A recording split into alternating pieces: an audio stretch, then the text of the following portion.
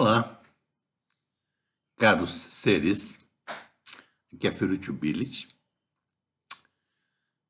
Eu decidi ampliar o meu leque de direcionamento de ideias.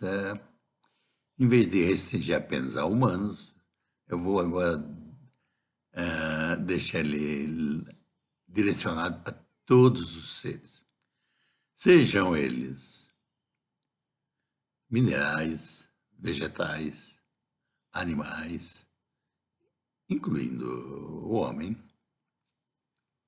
alienígenas, né? E até seres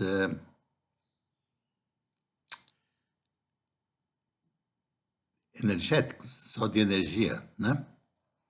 Tipo, consciências, né? Mentes, que é composto só de energia. Então, todo mundo que estiver interessado no universo atual, nos paralelos e assim por diante, isso aqui é dedicado a essas ideias. Elas sempre são, o quanto possível, dedicadas a novas ideias, as mais criativas possíveis.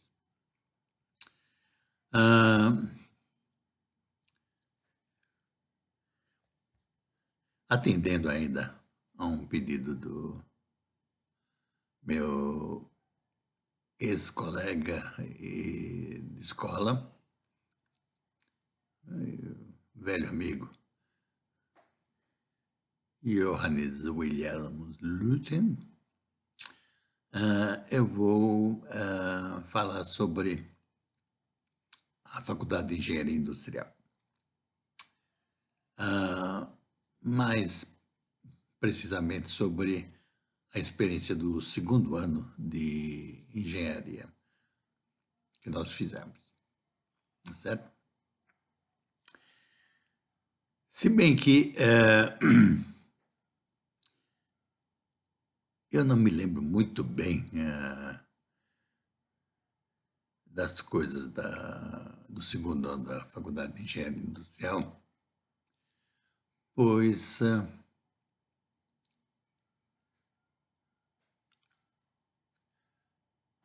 como já disse, Faculdade de Engenharia Industrial, nós tínhamos no primeiro ano ido lá para o bairro Jardim da Granja, em São Bernardo do Campo. Era um lugar que estava em construção ainda. No segundo ano continuou em construção, mas já um pouquinho melhor. Só que quase o primeiro semestre todinho eu pouco ia lá. Explico por quê. Porque já no primeiro ano de engenharia, a vida já estava difícil. Além de ser longe, a Faculdade de Engenharia Industrial, eu cursava também o curso de Física da Universidade de São Paulo, que era de graça, né? E então, pagar a Faculdade de Engenharia Industrial estava difícil, e também as despesas de transporte para chegar até lá e comer assim por dentro estava difícil. E na minha casa nós estávamos com dificuldades financeiras. Então, meu pai, que tinha uma oficina, ele quase que cansou de trabalhar de mecânico. Aí, então, ele foi trabalhar de caminhoneiro, né? E isso não rendia quase nada, né? Caminhoneiro não ganha dinheiro no Brasil, tá certo? E então, minha mãe tentava ganhar algum dinheirinho com uma loja de armarinho, né? Mas também não rendia quase nada. E então a situação estava bastante difícil. Por isso que no começo de 1966, eu fui trabalhar na Olivetti, que fabricava a máquina de escrever, essas coisas.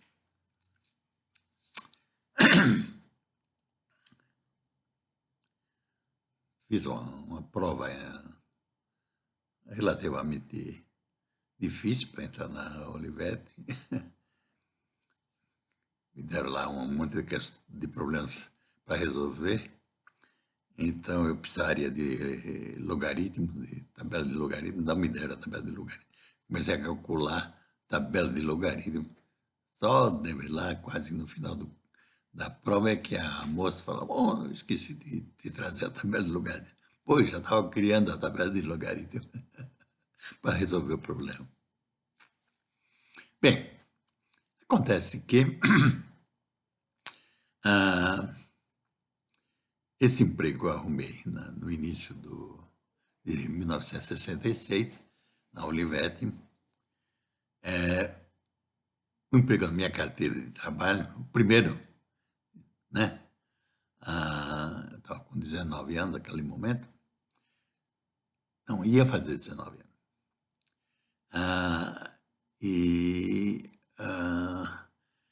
É a remuneração mensal que eu tive registrada na carteira, com mais zeros que eu vi. 300 mil cruzeiros eu recebia por mês. Nunca, jamais depois eu consegui na carteira uma remuneração com tantos zeros assim.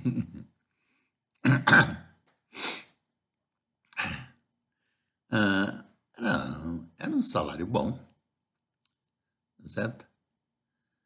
Por isso que até cogitei de abandonar a engenharia, porque era tão dificultoso de continuar o curso de engenharia, e ficar só com o curso de física, que era à noite. Tá certo? Mas então, a única coisa que eu fazia no começo, no primeiro semestre, enquanto eu trabalhava na Olivetti, era na terça-feira de manhã que eu ia para a FEI para ter aula de desenho técnico, porque ali não tinha remédio, eu tinha que desenhar, fazer aquela folha lá de papel vegetal e desenhar aquilo que o professor, naquele caso era o professor Spakauskas. Então, na terça-feira de manhã, eu faltava ao trabalho na Olivetti, justamente para ir para essa aula de desenho técnico. As outras aulas eu não assistia nenhuma, nunca assisti nenhuma. Eu tinha o meu amigo russo, né? Russinho, que botava as iniciais do meu nome na lista de presença, então todas as listas de presença era ele que botava minha presença, né? Então, não assisti nenhuma aula. Não sei nem o que acontecia na Faculdade de Engenharia Industrial no primeiro semestre, não é certo? Porque eu só aparecia lá na terça-feira de manhã, às 7h20 da manhã, e saía às 11 e pouco, meio-dia, correndo para ir para Olivetti para trabalhar, onde eu almoçava e ia trabalhar. Então foi um ano difícil. Devia ter abandonado a engenharia naquele momento, porque era muito cansativo, muito estressante, tá certo? Muito, muito, muito cansativo. e com a remuneração relativamente boa na, na Olivetti, porque na Olivetti o que eles queriam? Eles queriam que eu dirigisse metade da produção da Olivetti, né, com 19 anos, para substituir um dos italianos que queria voltar para a Itália. Por que me deram esse emprego? Primeiro, porque eu falava italiano, né? Segundo, porque eu entendia de como é que tocava as coisas ali, sabia mexer nas máquinas, porque eu trabalhei com meu pai de mecânico de caminhões e automóveis desde os 7 anos de idade, então para mim era simples mexer com torno, mexer com furadeira, mexer com solda elétrica, solda oxigênio, ferramentas, desmontar, montar, assim por diante. Então, tinha familiaridade com isso, porque eu fazia isso desde os 7 anos de idade, né? Tanto assim que o curso de engenharia industrial não me deu muita coisa nova, não. Porque a maioria das coisas eu já sabia de mexer na vida real, tá certo? E a parte mais técnica, né? Mais profunda, por exemplo, cálculo, física, essas coisas, no curso de física da USP era mais aprofundado. Por exemplo, em vez de ter cálculo, que é apenas receita de bolo para resolver probleminhas de cálculo, na física eu tinha aula de análise matemática. Análise matemática era provar todos aqueles teoremas, eu sabia provar todos aqueles teoremas necessários para se aplicar as regras de cálculo, que na engenharia era tudo decorado, só a regra. Não se sabia por que era daquele jeito. Que derivada de x ao quadrado é igual a 2x, por exemplo. Né? Então, foi isso que aconteceu no primeiro ano. Na Olivetti, eu comecei trabalhando na seção de tamboreamento, que eram tambores que botavam as peças lá da máquina, né? Com abrasivo, com pedra abrasiva para tirar todas as rebarbas e limpar que vinham da estamparia da prensa, né?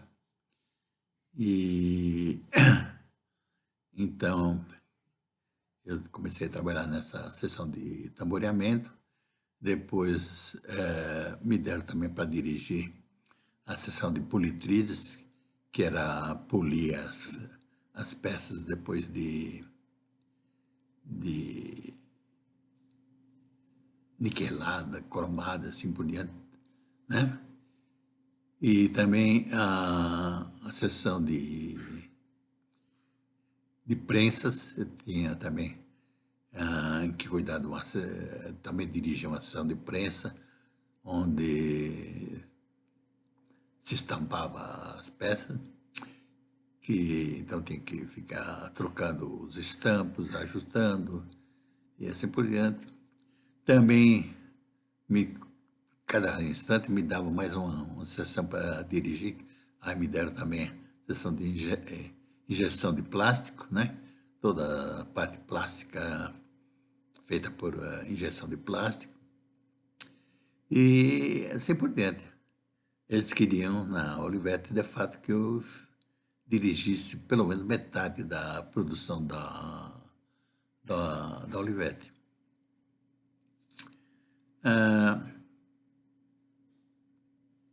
Devia ter continuado lá. Se eu tivesse continuado lá, estaria dirigindo a Olivetti hoje, a Olivetti não teria ido à falência. Mas o problema é que aí você fica em dúvida, não sabia se devia largar a engenharia ou não. Os teus pais não adianta querer conversar porque eles não sabem nada, né? A, a mãe fala, a mãe que incentivava a estudar, não. Os cursos que podia fazer é medicina, engenharia ou direito, né? Fora disso, não consegui imaginar outra coisa. Então, foi isso. Então, o problema é que me pagaram tão bem os poucos meses que eu trabalhei na Olivetti, que eu pude depois parar de trabalhar e me dedicar só a estudar. Tá certo? Mas me arrependo, devia ter largado a engenharia e não a Olivetti, né? Teria uma vida bem mais confortável, bem mais agradável. Que cursar engenharia dava um trabalho danado, muito trabalho e assim por diante. E não precisava, né? Porque na física eu tinha conhecimento mais aprofundado das coisas, né? Física era mais aprofundado, análise matemática era mais aprofundada. E tinha coisas que na engenharia não se aprendia, estrutura da matéria, um monte de coisa mais sofisticada na física do que na engenharia. Tanto assim que para a pós-graduação, o que eu precisei mesmo foi aquilo que eu aprendi na física. Aquilo que eu aprendi na engenharia, muito pouco, muito pouco. A única coisa que teve alguma utilidade foi o curso de dinâmica das máquinas, que isso foi, acho, terceiro ano, né? Que tinha um professor, um alemão lá, que era muito bom, né, nesse assunto, mas eu acompanhava bem porque eu tinha ficado justamente nas férias do segundo para o terceiro ano, eu tinha estudado, gastei essas férias estudando junto com um colega meu da física, Susumo. E aí nós estudamos cálculo variacional, teoria de controle, mecânica quântica, um monte de coisa sofisticada que era nova, ninguém nem entendia, nem na física ainda entendia direito, né?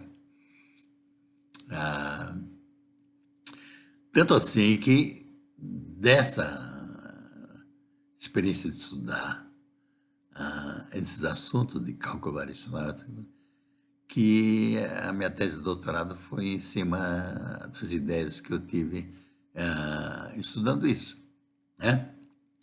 Era justamente mexer com teoria de quântica de campo, né? Teoria quântica de campos. Só que eu expandi isso para não só campos de energia física, assim por diante, mas eu expandi isso para campos relacionais, né? Relações humanas, psicofísica e assim por diante. Aliás, eu sou, parece que o único sobrevivente, o único camarada que entende psicofísica no mundo, porque o camarada que inventou isso morreu já e ninguém mais lida com isso. O pessoal da psicologia nunca ouviu falar em psicofísica, né?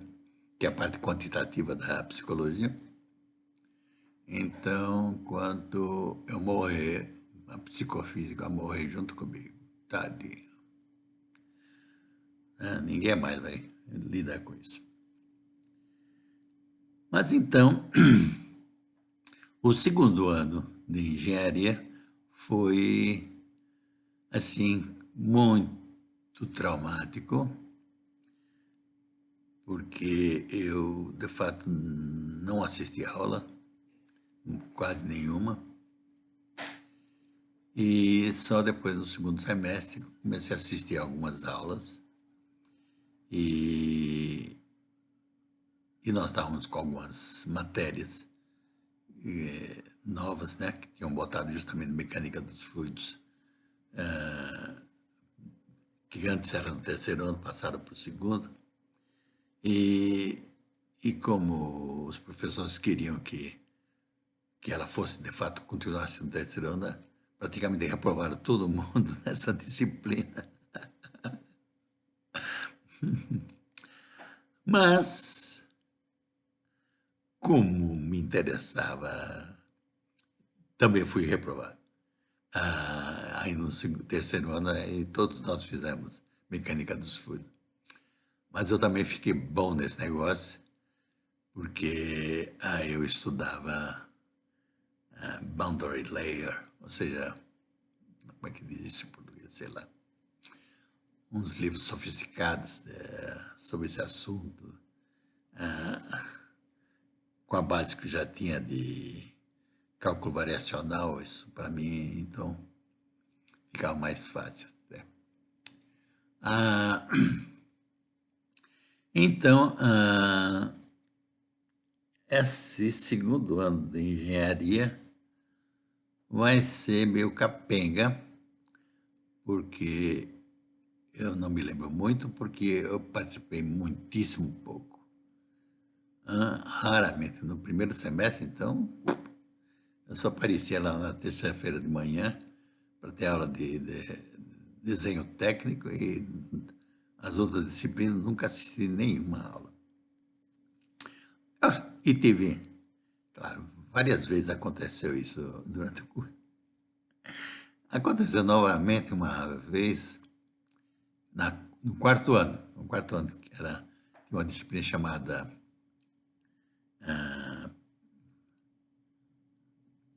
produção de calor e ar-condicionado, alguma coisa assim, produção. Alguma coisa assim. E nesse horário eu não podia assistir a aula, aliás, não assisti nenhuma aula dessa disciplina, produção de calor e ar-condicionado. Não assisti nenhuma aula, só fui lá fazer a prova do primeiro semestre e a prova do segundo semestre. E apesar disso, ainda tive, acho, uma das melhores notas da turma. Até o meu colega Banvá ficava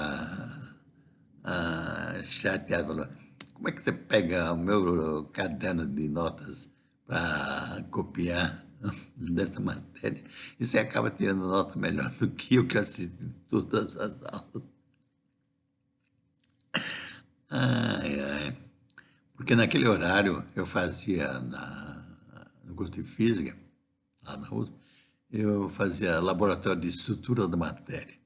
Laboratório não tem jeito, você tem que estar lá presente fazendo experimento. Pô. Então, não tinha jeito.